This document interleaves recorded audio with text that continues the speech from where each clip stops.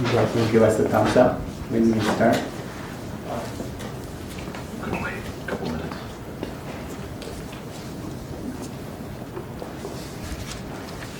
Even with the crowd and some jokes. Even with the crowd and some Asteroids.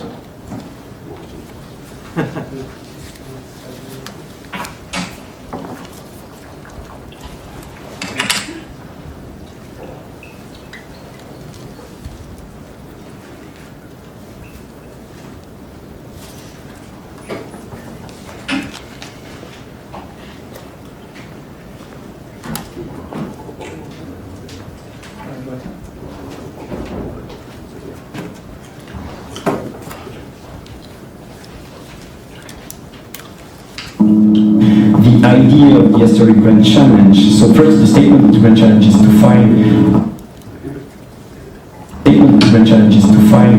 all the asteroid threats to human population and know what to do about them.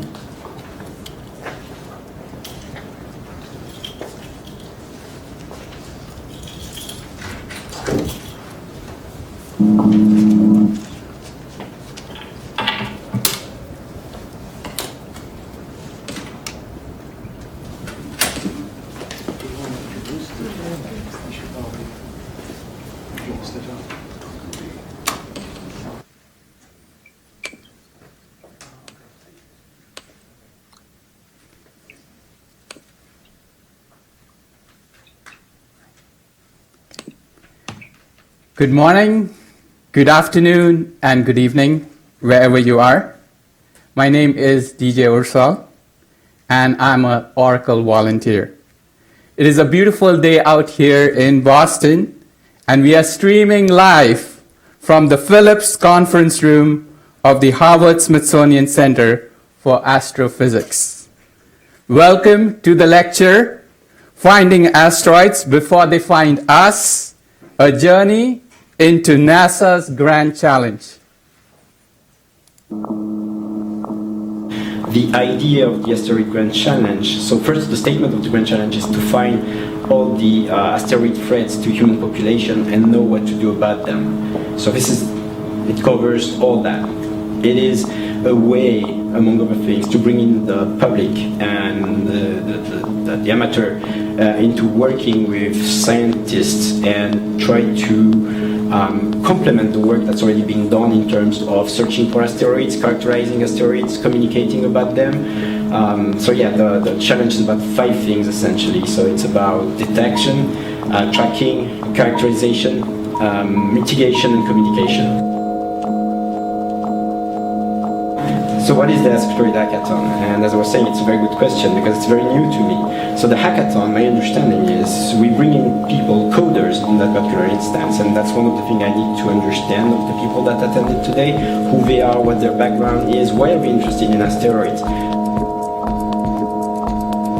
It's about taking all this data that we have at the Minor Planet Center and making it available to the larger public, to the average person who doesn't know any astronomy or understands science or dealing with data.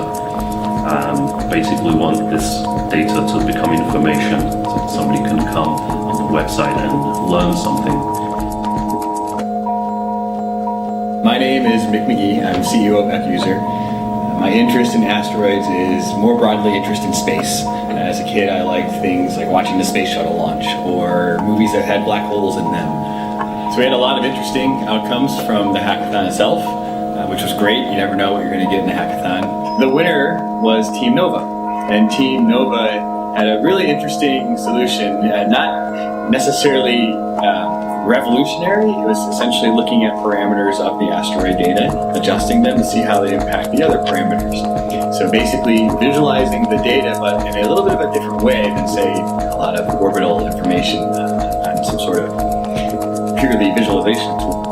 I thought that I was going to be bombarded with questions, but actually I received very few very specific questions, which shows me that people really understood the data that we were throwing at them, and that they very quickly had an idea of what they wanted to do with it.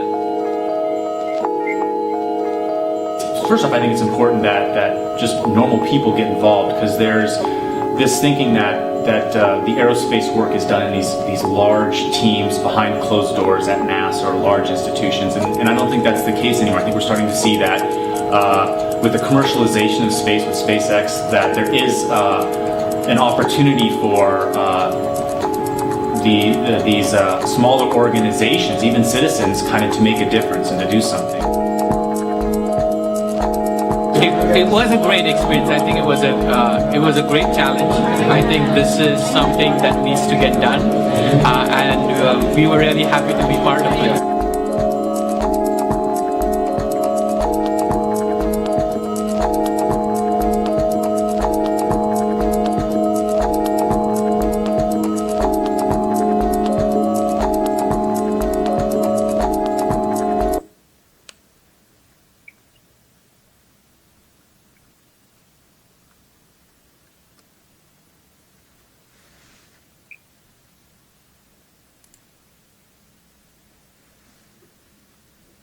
So welcome, Jason. Can you hear us? I can hear you perfectly, DJ. Go ahead. Great. Thank you so very much. I'm sorry I can't be there in person. I had a meeting at the White House this morning where I was bragging about the great work that's been done here. And I'm really excited to be able to share this news more broadly. As you heard, the Asteroid Grand Challenge was an effort to find all asteroid threats to human populations and know what to do about them. And it was a recognition when NASA partnered with the White House that there was the potential to accelerate the work NASA's already leading globally to deal with hazardous asteroids. Nearly 2 years ago, we announced this challenge, and I had the great opportunity to quickly meet Jose Luis Galache, who resides at the Minor Planet Center and has been a fantastic partner from the very beginning on this effort, and started brainstorming ideas with him on how we might go about this very grand challenge. And one of the themes I think you've already started to hear described in the video, and we'll see very clearly today, is about people. The process led us to an organization called Space Gambit that was engaging makers and hacker spaces, and they were able to use some of their resources to run a proposal call, which led to Echo User proposing the hackathon that brought together a phenomenal set of skills and super people focused on this Minor Planet Center data problem.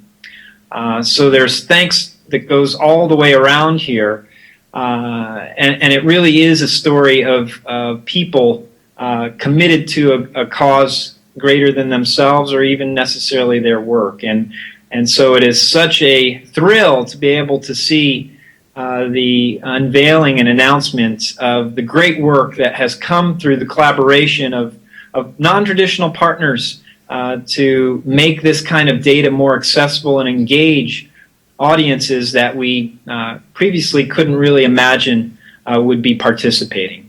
And so with that, why don't I hand off so that we can get really into the meat of the great success today. Thank you, Jason. You're welcome.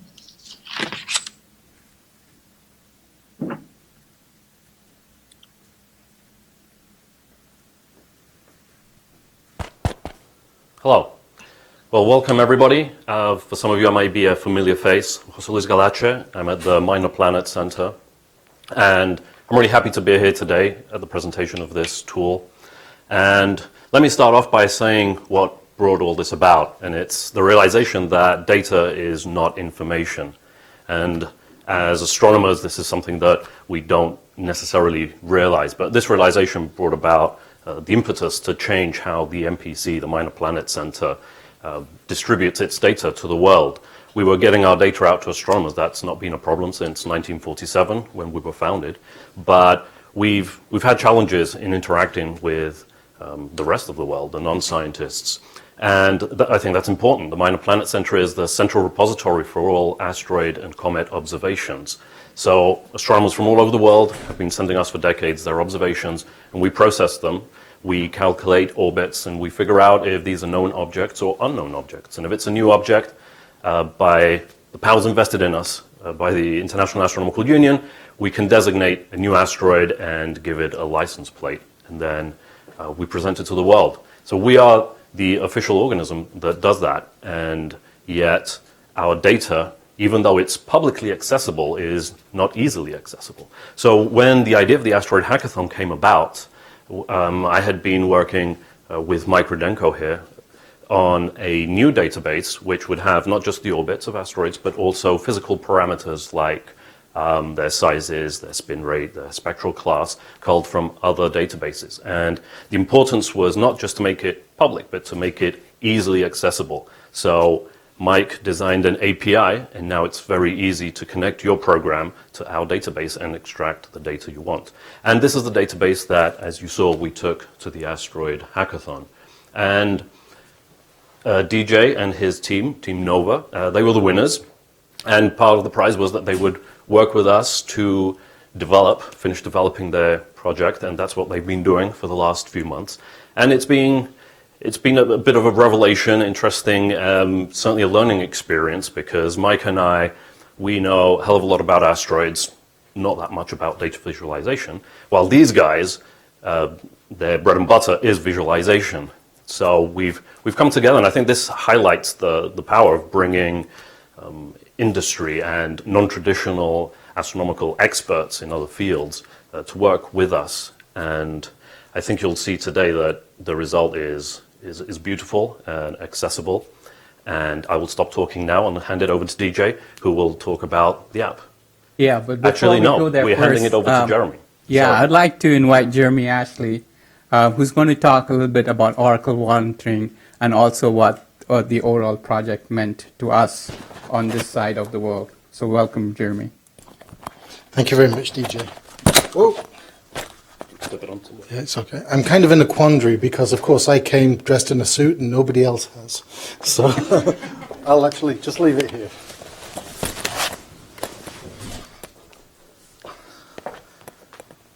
Thanks a lot, DJ.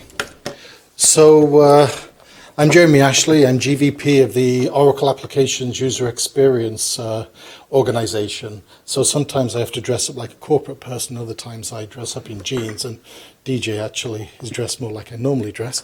But still, anyhow, enough said. So I'm going to talk to you about two things here. Number one, the design challenge, and number two, the Oracle volunteers, to show how this type of collaboration has really worked out for us. We actually worked through an old friend of ours, Mick McGee, Echo user, who actually introduced us to Jose and these guys. And I had the wonderful opportunity, because I'm the GVP there, I don't get to do any direct design. I do strategy and other things like that. My background's industrial design, product design and such. So I actually got to sit down and do some design work for once. We actually didn't win the competition. We actually got an honorable mention and a bit of money or whatever. But also as well, I think the interest was to integrate, I think you actually saw an image of the daily asteroid there, the social aspects of that in with the analytic aspects to kind of make a package there.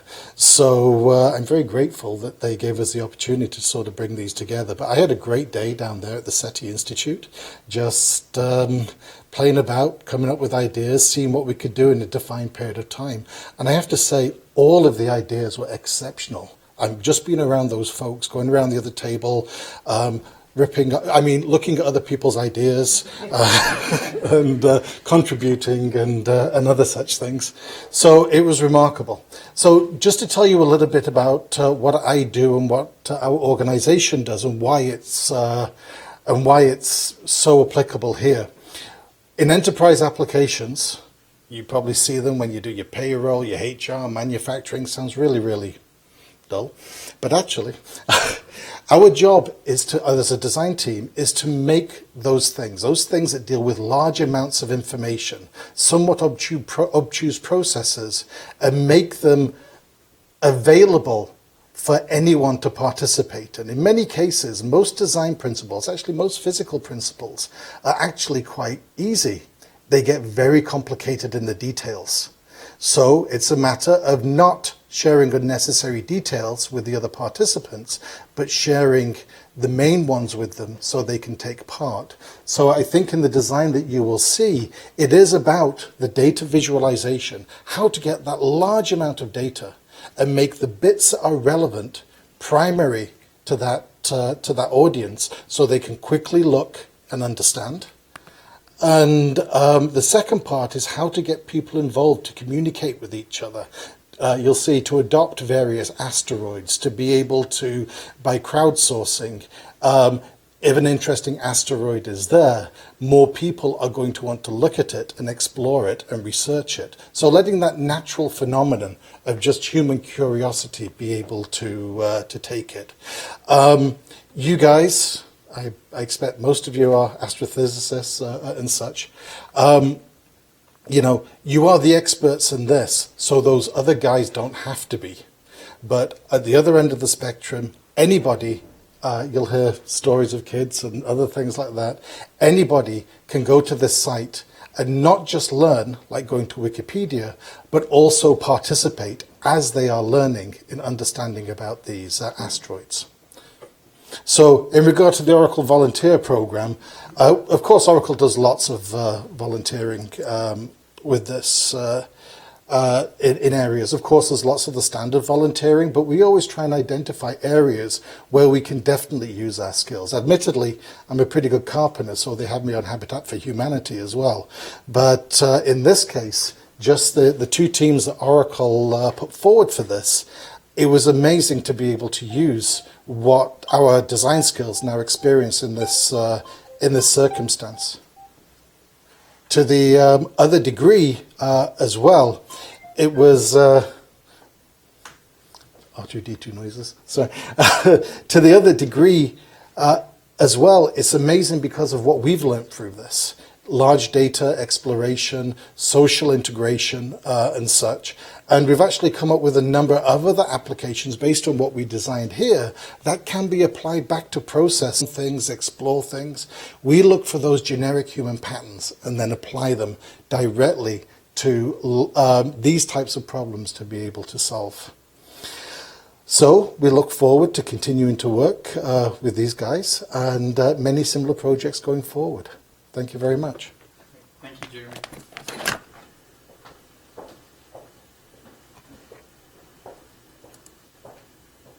So to me especially, being part of this initiative and experiences, this is really a pivotal moment for us as part of our volunteering effort, as Jeremy was referring to. And what you're really going to see today is the result of long hours of planning, dedication, and teamwork. Our ultimate goal has been to transfer the winning entry of the hackathon into a real project and engaging the community through the interface design that was a key factor for us. So through visualization, as Jeremy was referring to, you will notice as we walk you through the demo site, the website that we've created from a front-end perspective, you will notice that the visualizations that you see, you can feel the changes which encourages this kind of thinking and learning also at the same time. So without further ado, what I would like to do is give you a quick tour of our website, and I would like to request Mike to join us because he's the real data expert, and it's always nice to have his perspective as we are doing a quick walkthrough.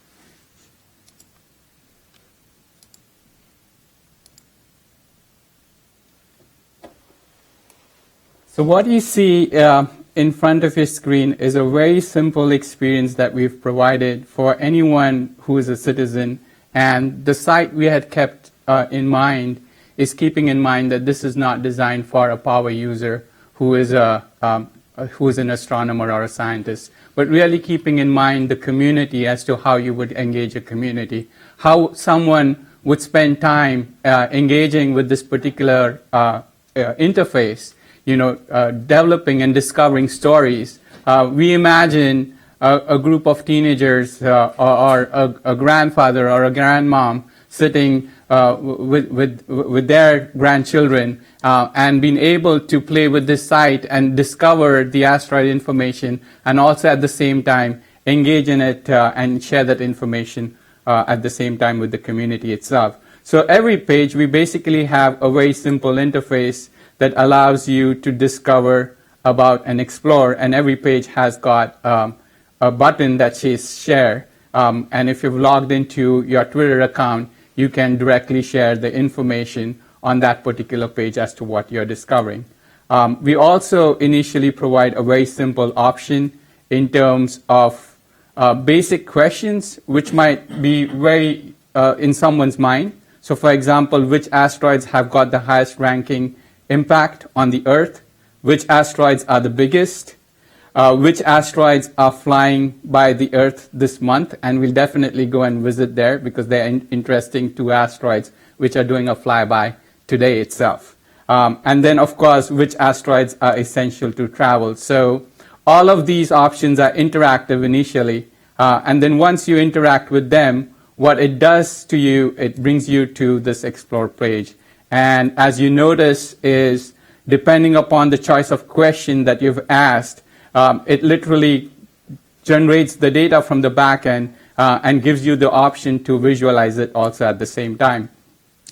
We were very conscious of the technical information, and we wanted to digest that technical information and really provide to the end user in simple plain English.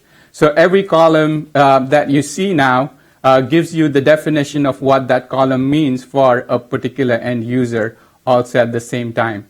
The interesting thing is the impact probability. So if I click on the impact probability table, then this is what it shows you, the probability that the asteroid will impact the Earth. And depending upon that, you have really the color-coded legend out here. And that's basically the color coding that you see as and when the data is coming actually out from the back end itself. And so let's take an example and drill down into a particular asteroid. And so if you drill down on it, then you basically see detailed information. Do you want to talk a little bit about the detailed information here? Yes, so the MPC generally deals only in orbits, but we have, as JL has mentioned, expanded to talk about physical properties as well. So this project brings that together in a very convenient way. So if you drill down to a particular object, you do get some basic information about it. And if you want more details, you then go to another page that goes into the gory details of the orbit, observations, and we even have some diagrams. So this is an interesting diagram. Why don't we just talk about this diagram, which tells us the flyby diagram, and this is something that we really found it interesting that you had generated.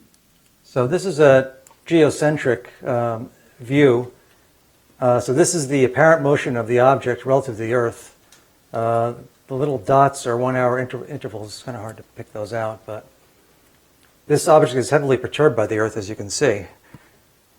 The relative motion was very slow compared to the very slow or very similar to the Earth. So the Earth had a chance to really perturb it big time. Pretty close miss. So the other interesting part is, like, if we go to which asteroids are flying by the Earth, then you would notice that it pre-populates these filters, and these filters are actually very interactive also at the same time. So as you are interacting with the filters itself, and you're playing with these filters, you would notice that the data down below is actually changing real time, giving you a really perspective in terms of what you're choosing. All these 4 filters are dynamic, so you can basically play and discover information at the same time. So why don't we take a look at which asteroids are the biggest asteroids? And this is a really interesting interface that I wanted to kind of bring to the attention, that here we have a chart that if you click on the chart, then it will literally flip your table information into a visual representation of the data that we were seeing in the table format. And then you also have the option to filter that information further. So we were just interested in the size information because that's what we were looking at. So you could go ahead and filter out the information, and then basically what you would get is just the size. And then you can see that in 2024 and between 2026 this is the largest size of asteroid that we see. If I go back to my table, then that's basically what you see also confirming in the information out here. You are not really limited to come back to the table view always. You can remain in your beautiful chart view. And the beauty of it is you can still keep on interacting in the chart view itself, and it will still go and plot all the data points for you over here. This is a beautiful tool. I mean, we deal in just tables of numbers, and this visualization and dynamic feature was really extraordinary, and we're impressed with what they did. Do you want to share your experience yesterday when we were playing with it, how you kind of discovered some of the data and how you thought this would also be used as a debugging tool? Well, yeah, we actually saw some problems I actually provided the data for this, and we actually found some bugs in our data just based on the visualization. So it's hard to look at 12,800 objects in a table and see, there's something wrong, whereas when you do it this way, it's like, oh, wait a minute, that dot can't possibly be there. Something's wrong. Mike, bugs in the data or in your import of the data? Do you want to repeat the question? I actually had some MBAs that were NEOs. And so the nice part of engaging with the community is from a very social aspect, that you can see that you can, once you kind of start getting interested in a particular asteroid or a detailed drill down that we did to find out more information, you can tweet that information immediately with your friends and family. So here you can see that when I clicked on the tweet button, it's just created a tweet for me, and I can go and tweet it out, and it's gone and actually created that tweet live for us. The About page just talks about our experience as to how we started from the NASA's Grand Challenge and taking this project towards this day. That's just about the launch. And the Explorer will always give you the option to keep on exploring. You can ask the same questions that you had asked right from the front page there. So which are the asteroids that have got the highest risk of impacting the Earth? And if you ask that question and move down, then that's where you see the impact probability scale show up, and color coding each of those rows, really telling you which are the ones that are likely to impact, and whether they are high risk, whether they have the low, medium, or a minimal risk also at the same time. Mm-hmm. Anything else? No, I think you got it.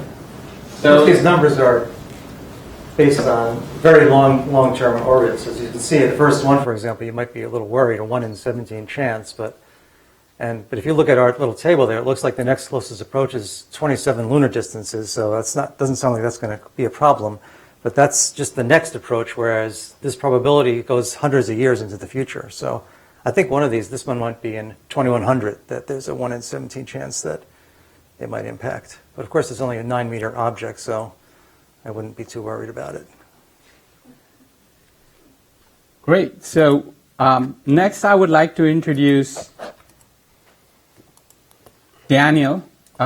And Daniel has been contributing on this project as an interaction designer. Unfortunately, he's not right now with us over here, but he will be joining us via Skype in California. So I'm going to go and call Daniel here.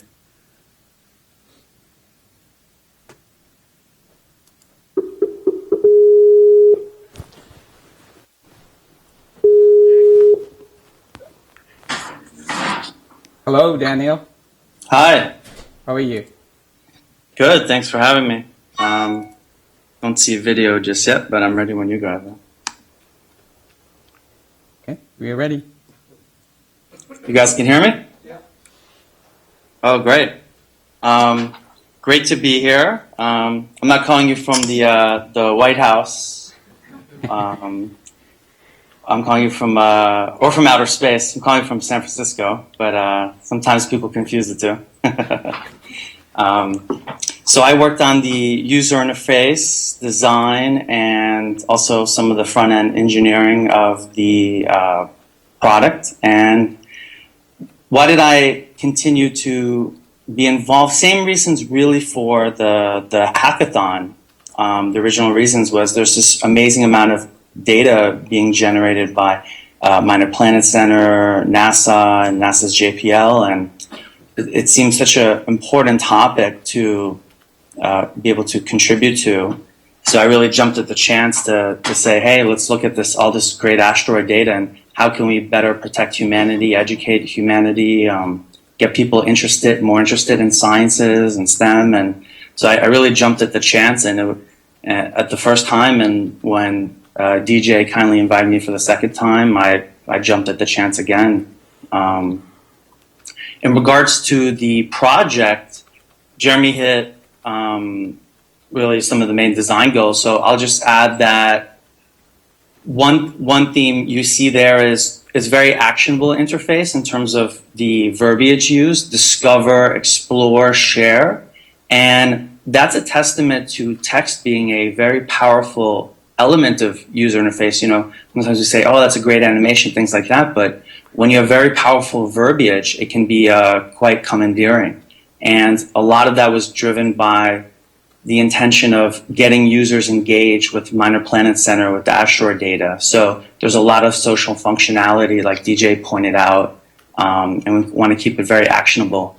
The other main part was, if you notice the information architecture, the way the site is structured, the way when DJ took you around, is that it's pretty straightforward. It's not meant to, the design goal was not meant to be a tool for a lot of the astrophysicists out there in the audience, but really for the general public. So that was something that we kept in mind throughout the project, and something that I kept in mind as well.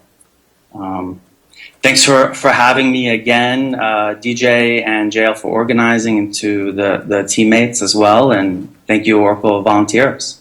Thank you, Daniel. This was fun working with you. Yeah, it was great working with you guys again, and I look forward to how this tool will be used. Thank you. Bye. Thank you.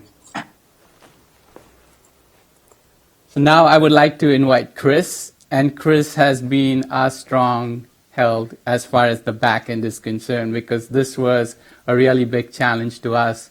And she comes from one of the companies that we acquired for Oracle, is the Blue Kai. And so she has a lot of background in terms of big data. And so it was a really essential to have someone on the team who is strong in understanding the big data, you know, and she was, I can say that she was one of the contributors that also made us win the hackathon. So welcome, Chris.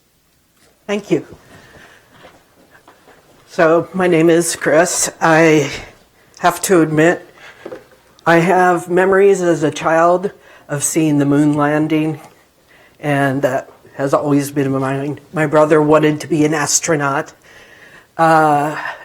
I remember when Apophis, hit the news, and it was a big deal that this asteroid was going to come by close, and then it was going to have a huge probability of hitting the Earth.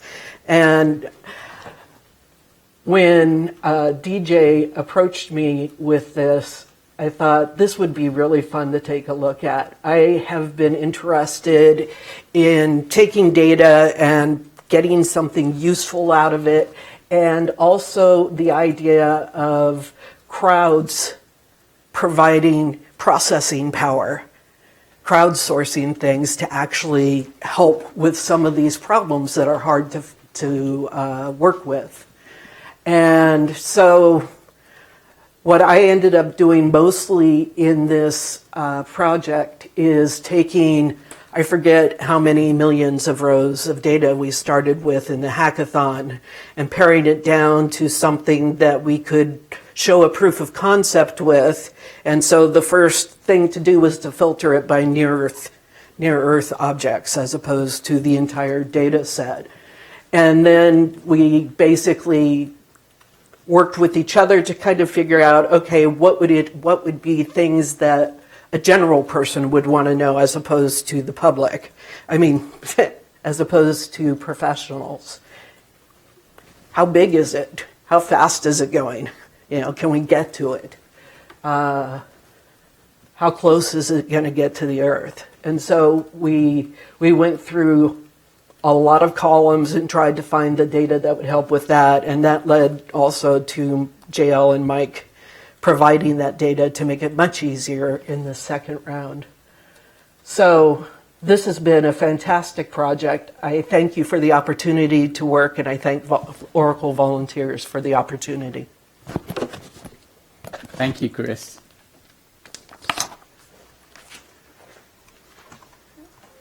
So next, I would like to invite Raymond. And Raymond has been really very instrumental in terms of the skills that he brought. The beautiful bubble chart interaction in terms of changing the table information into bubble chart and providing you that information on the bubble charts and filters was all been done by Raymond. So welcome, Raymond. Thank you.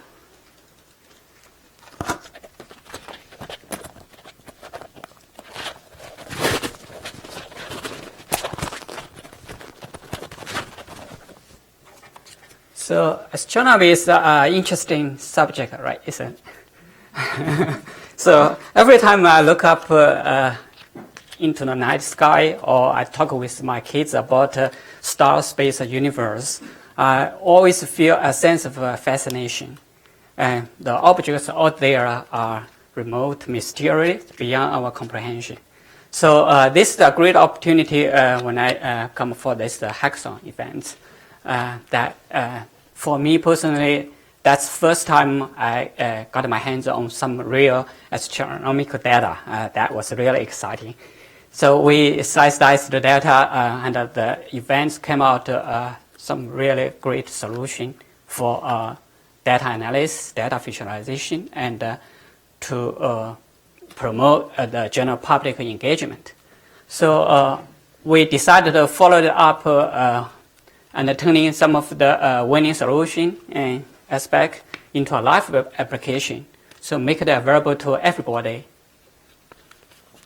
So this hackathon and volunteer process has been an exploration process for myself, kind of learning new on various technology, putting things together, formulating solution along the way. So it was really interesting and figure things out on the fly. I mean, on the flight to Boston.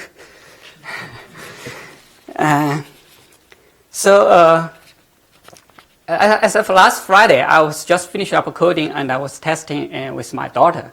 So with just one click, my daughter quickly spotted a record with a yellow color, and she was really excited, like, what this one hit California. Right? So we look at the probability of it's like 1 out of 11,000. So I said, no, that's unlikely.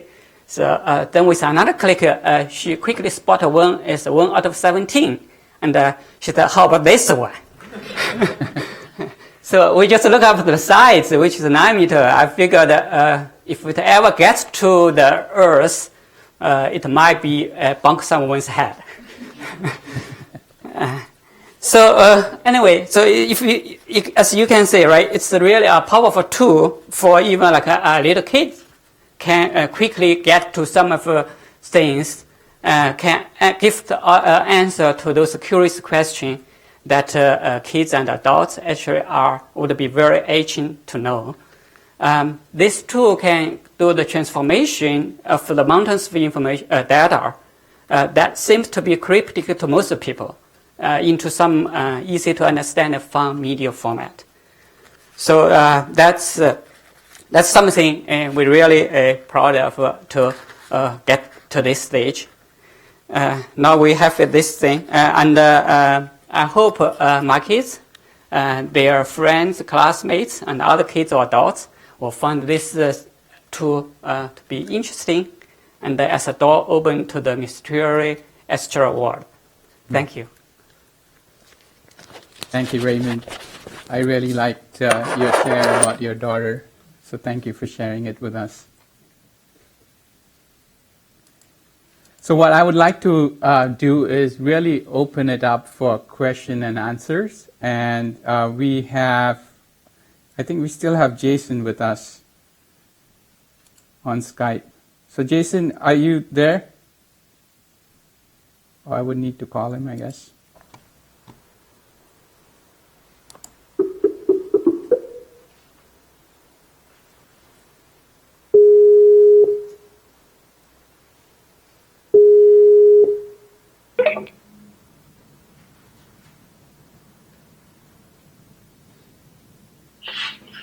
Hey, Jason. Hey, DJ. Good to connect with you again. So what we're going to do is, if all of you can just come in front, Chris, Raymond, Mike, JL, and Jeremy, we'll just open it up and we'll just take questions for the next 10 minutes. Well, first I'd like to give a round of applause to these guys.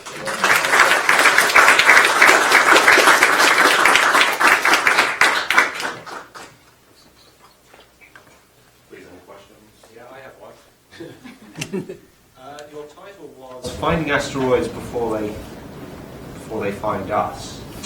I didn't really hear a lot about how that requires detection, orbit characterization. I didn't hear anything about how you're going to increase the rate at which objects are discovered, the rate at which they're followed up. Yes, you've got a very nice tool for visualizing the data on the objects we already have, but the bigger question is the objects we don't know about. Absolutely. If I could answer that, just a brief answer.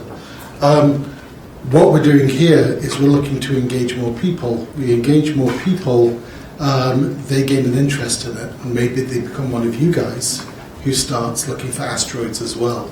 So this was more on the education side to get that basic knowledge within that and sort of generate where they're going. I don't think the detection part and the actual physical detection part was really part of what we were doing. This very much was about that. And in regard to the title, I'll be honest with you, the title is the way to sort of attract people to be able to do this. I believe it's called clickbait. And I will say that unreservedly. So you are actually quite correct in what you're saying, and I think there are many tools, and maybe that's something we can work on going forward around the detection, visualizations, and things like that. But this very much was around getting people involved to be educated about that, and hopefully, like whatever way that you guys are inspired to do what you do, to be able to get involved. But very good point, but it wasn't really within the parameter. So I will take all the commercial blame, being the guy with the suit. Okay. So the other reason for that punchline was that before the asteroids actually hit you, right? So that's why you're finding asteroids before they find us. So through this tool, you basically look at the flyby path, you look at the rate at which they're going, you look at basically their brightness, their size, so you're discovering them. Yes, I mean, all that information is already fed into the database. So let's say, for example, 2 days later, on June 12th or something, you have this big asteroid which is supposed to fly by, right? But you're discovering that information ahead in terms of the data interpretation as to whether it's going to do just a flyby by Earth or whether it's going to be an impact, right? And so you're finding that information. Yes, that information is already discovered, but for the end citizen, it's like discovering that information and being prepared.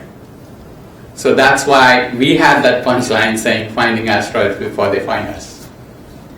Yeah, actually, I want to add one point that most information you guys here must know very well, but other people actually they don't know. Once we actually expose in that bubble chart, actually you can put any combination of two attributes, and you can look at some of the correlation. I don't know that information may be useful or not, but it's interesting to see what I try to find out. I just look at the most probably hit like a kind of a high probability. I can always correlate it. Most sites are small. So there's certain, we expose the data into a certain format, you can really very visually see this thing to surface this type of information. And also get people involved, more people looking into this thing, potentially can discover more correlation between those things that could become a valuable discovery of some of the characteristics that potentially affect other things. Actually, I just so it's a discover process to do this. Actually, but if I was to look at some of the other research that we're doing, and let me be totally corporate here as well, if you look at sales situations, the data itself is interesting, but what you're looking for is what's happening in the gaps between the data and how particular situations. I can't claim to be any type of astrophysicist at all, but I understand that you can detect planets, how things deform when you look at, I actually tell that terribly. I'm not, but you get what I mean. But I think it would be interesting to look at that predictive stuff that actually tracks the conditions around that and visualizes that, hey, there's something here in the data that looks as though it may be interesting.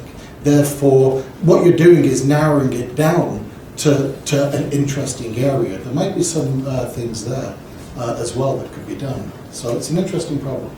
We have a question there. Yes, please. Yes, we here at the observatory hear a lot about STEM education. What is, even to the technical subjects, I'd say bringing them together is a particularly fine thing to do and brings out new work information for the technical people as well. So seeing those columns, it's very hard to, even for a technical person, to pull out information without looking at the visualization. Beautiful visualization. Don't that sound just like me? Yes. On the other hand, it's exactly the same language. It's okay, well, tables are actually very good, to be honest, if you're an expert in going through, and you chop and change that information. So I'm not going to do them, but to increase participation in them, or even we use a concept that we call glance, scan, commit, which is, it comes to your question, quickly sort of glance. So I can see what's interesting to go on, and if there isn't anything, I don't need to go deep. Something's interesting there. Let's look at a different level, just a bit more. No, not interesting. Or yeah, there's some more, and then you go further down. So it's a time-saving thing. If you eliminate 50% of stuff, then that's 50% of stuff you don't have to go through, and then it's a matter of chopping from there. So it is that type of process, exactly. There are many styles of doing science as well, and I'm a very visual person. Unless I can see a picture, I can't work with it very easily. Many people are very symbolic oriented, and that's great too. But this helps a lot of us. Exactly, and part of it is that we're not exactly evolutionarily designed to look at tabular data. And whereas the visualization thing is much more intuitive, and visualization is something that humans are particularly good at, and computers not so much. Doing complex visual work for a computer is very hard because any tiny gap, it no longer can connect the lines, whereas for a human, it's obviously connected. And so by combining the two types of data, you get a type of processing. This is where I was talking about crowdsourcing. You get a type of processing that is very difficult to do on a computational level. Yeah, what I wanted to do was just thank the gentleman for noticing it, that, from STEM to STEAM, and I think Oracle made a very conscious decision a few years ago to recognize art also as part of a very important element as part of education. Yeah, hi, I'm in the science education department here, and I really want to compliment you on the ease of use of the data visualization tools. They're really, really, really nice, and really good at engaging. I already want to tweet out about the resource to, for example, our robotic telescope users. We have thousands of people around the country who use these small educational telescopes we have, and one of our targets is an asteroid, and you you can, every night, these are not near-Earth asteroids, but they're ones that you can get a few images of and blink and see them go. And I can see a continuity possibility here of engaging people with this and then saying, do you want to try something a little more? Try and see if you can image an asteroid and find it moving. And then there's these other citizen science projects which I think could also connect to this. I mean, they get to what you're talking about, Gareth, in terms of the blink projects, where whether it's, this LSST data in the future or whatever, where there's fields that particular people may keep an eye on and look for a moving object in a field of the sky, kind of own a piece of the sky and look for these objects. You could see that happening in the future where there's a continuity of engagement. And so anyway, I find it very exciting. I think... So if you want to exchange Twitter information later, I'll make sure that you can also go out to the user experience community as well, so we'll broaden that, that aspect. So we'll chat afterwards. I just echo to your viewpoint that this solution is really generic. Like with different data sets, you get all for you. So it's really portable. We built it the way that. So we have a question. One other aspect, you're dealing with a data set of known objects. There's also an opportunity to explore, well, why can't I see this 30th magnitude thing from 100 years ago?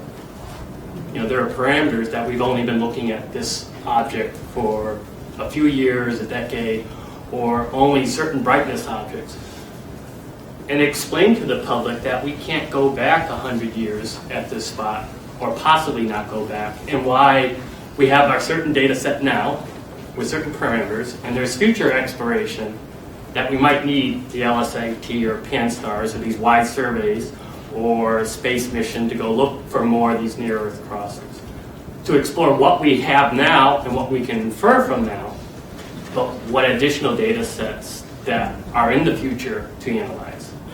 Give us the services and we will visualize it. Okay. So there's that potential. Why don't you know this now? That question from the public. Why don't you know this now? Well, because we haven't looked at this object before. But I might add as well, the special sauce I think that you guys give is what is interesting to look at. Just as you mentioned, data.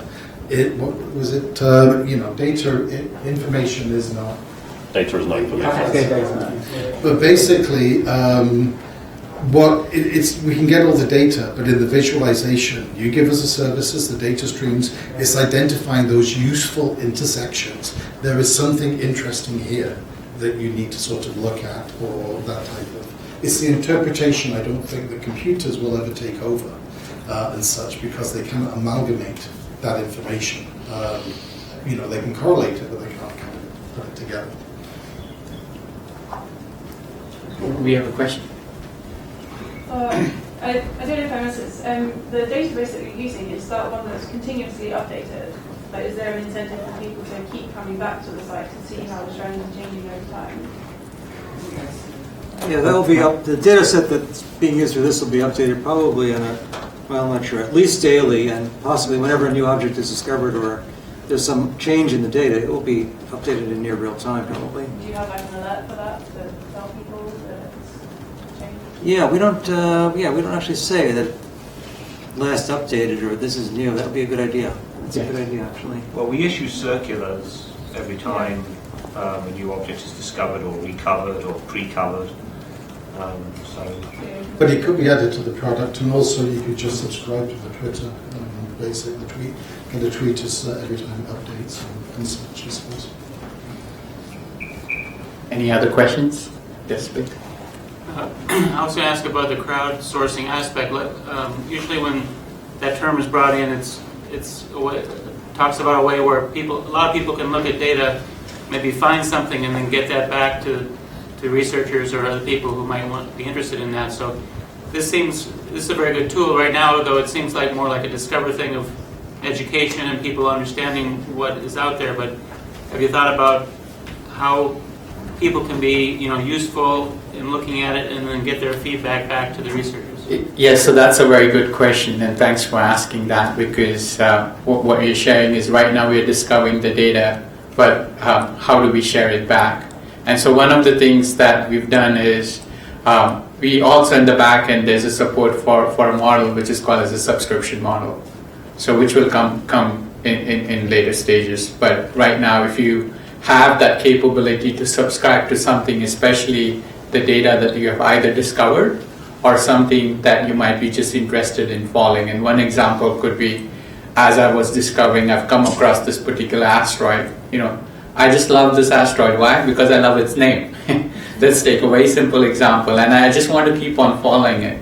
So if you basically had that capability to check off that particular data item, and then automatically it would just follow you in terms of any updates happening to it. So that would be a wonderful way of keeping it connected, and that's the same interface that probably the scientists and astronomers would also use. Also, if you think about it, the hackathon itself is crowdsourcing. You're bringing in a bunch of computer science people into a room and looking at a common data set and trying to come up with ways to use it. So that's the first level of crowdsourcing that actually happened already. Further crowdsourcing, like DJ said, we have, we're starting to build in support for the subscription model. And part of that probably will also be some form of communication method. If I was to add to that, so the social aspect that we're looking at there, and I'm going to make a really, really terrible joke now. We're looking at making the asteroids into stars. Now, who's going to actually... No, anyway. But essentially, let's say you have an asteroid that's particularly dramatic, or whatever, as dramatic as asteroids can be. Dramatic in a way that, it's going to be coming close, or if it's a particular size. Because you read in the popular press, this is the size of a VW bug, or this is the size of, such and such. That means more people are going to be pointing at it, or more people are going to be interested in it and such. Therefore, it will gain more popularity for whatever period it has and such. Now, there are two things here. Number one, there's the education information. Now, whether you're going to get data associated with that or not, we have to wait and see, because there is just going to be the normal amateur aspect to it, but it could also be a way for other professionals to be able to, there may be some person over in Australia you don't know about who has a very particular perspective on their research in this particular area, and that could be shared as well through the social channels. So it's drawing attention to important things. So that's another aspect. Yeah, and if I may add actually to Jeremy's comment, so thank you for that comparison, and that comparison to a certain extent actually exists in the orbital text that I actually discovered last night, that I was still testing our interface and everything, and there I was trying to imagine what the biggest asteroid Ceres size is, and I think it's Mike who you've put in that comment there in terms of imagination, asking us to imagine if Sun was the size of a door, then the Earth is the size of a ball or something, and then Ceres is basically a peapod. So the moment I kind of read that, it just kind of put myself in a very visual perspective and helped me just understand, what does that big size of that asteroid mean, and how, if it had to impact, even what kind of destruction would it, to a certain extent, make. So it's all about bringing in that data. And at that point, I literally thought, wouldn't it be wonderful just to have a small visualization? Because instead of me reading all that comparative text, which was a wonderful experience, but just to have a small picture would have just made me get that story immediately. Yeah, but we're also looking at other aspects as well, like taking an asteroid. Wrong audience to make that mistake.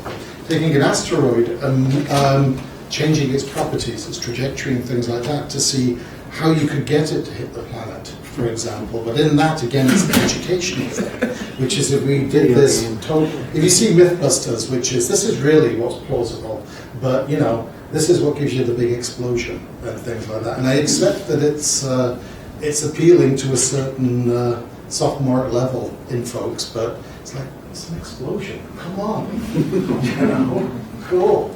Do you have a question at the back? Yeah, I'm afraid I came in late and you probably answered this question during the talk, but Sure. can you get, I know you said you can get a flyby or a time of flyby, can an amateur astronomer get the RA and DEC, the coordinates of an asteroid that might be pretty bright from this tool? Yeah. Well, not directly from this tool, because that wasn't the aim Part of of it, but the Minor Planet Center already offers that service on its website. Except it's difficult to interpolate that, you know, I mean, you like to import that data into another tool, a Voyager or something like that, right? Yes, I can see how it could be interesting if you go beyond the level of Raymond's daughter, for example, to an amateur astronomer with a telescope, and they're looking at this and they say, oh, well, that looks like a cool asteroid. I wonder if I can see it, if there could be a button there. You know, do you guys have free time in the next few months? If you actually want to provide the coordinates, and also like, it can be interpreted. And then also, I like throwing one of those interfaces to those cool sort of powered telescopes that folks have in the backyard sometimes, that actually will point to the direction of it as well.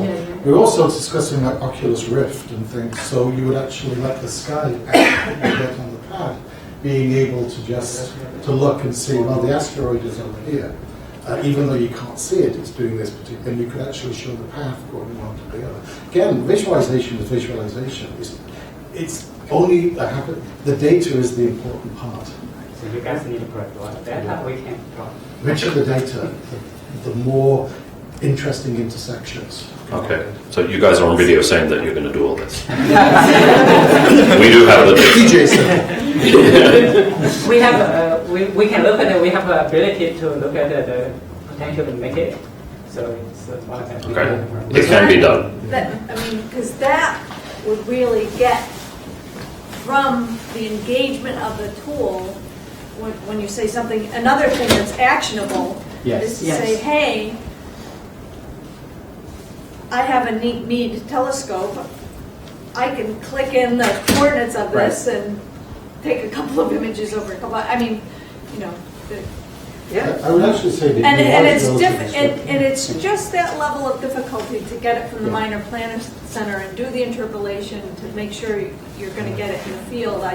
If there's some nifty tool that does that a little bit more expediently.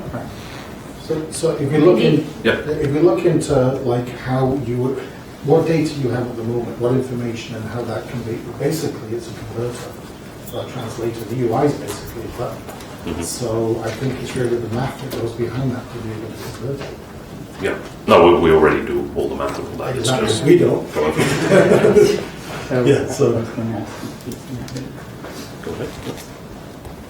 Jason, do you have any comments? Because I'm looking at the time and we have 3 minutes past the hour. So any closing comments from you?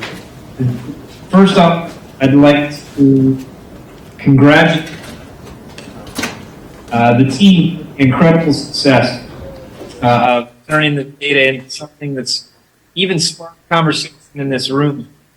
The idea of being able to start to connect the data set to people's telescopes, this is the kind of potential that I was hoping would happen as we create accessibility and the understanding of what's out there and what data we have. I think as Chris talked about crowdsourcing, we just crowdsourced some new ideas on how to improve this and make it even more powerful. And so this is one of the great examples so far of the Asteroid Grand Challenge in terms of engaging non-traditional partners to help accelerate the work that we're already doing. So so very pleased with the incredible work that you've done so far, and really excited to hear the video commitments of the upcoming. Well, you understand that we're all leaving Oracle tomorrow and starting it.